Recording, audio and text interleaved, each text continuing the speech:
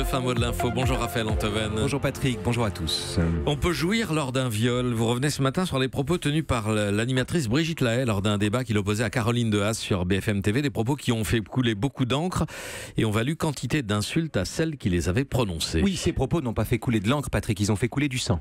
Le sang de Brigitte Lahaie, littéralement crucifié pour ses paroles maladroites. Du sang et des larmes d'ailleurs, puisque Brigitte Lahaie a fondu en larmes en faisant son mea culpa 2 jours plus tard. Cela dit, Madame Lahaie a tort de dire, pour sa défense, que ces paroles ont été sorties de leur contexte. C'est exactement le contraire. C'est le contexte dans lequel elle a prononcé ces paroles qui les rendait inaudibles.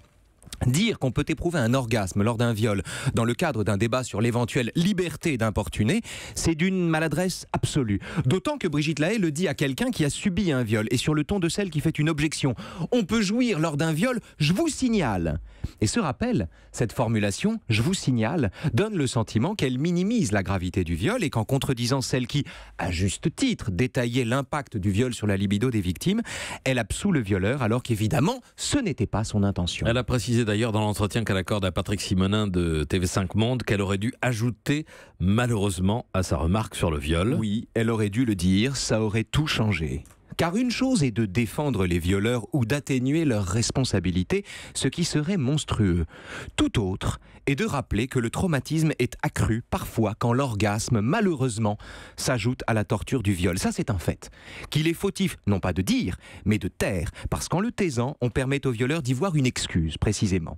On peut techniquement, éprouver un orgasme lors d'un viol, c'est une chose qui arrive.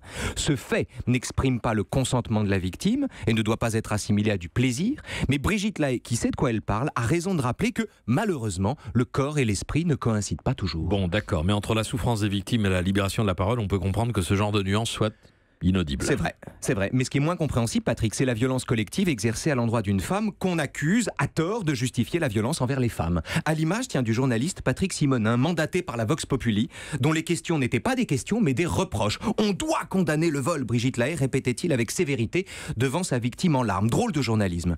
Et c'est ainsi qu'on a assisté, peinard, au supplice d'une femme à qui l'opinion publique casse la gueule, parce que sans excuser personne, elle a maladroitement formulé une vérité au mauvais moment. Le fin mot de l'info. On lutte mal contre le viol par le lynchage. Raphaël Antoven, merci. Et à demain. Europe 1.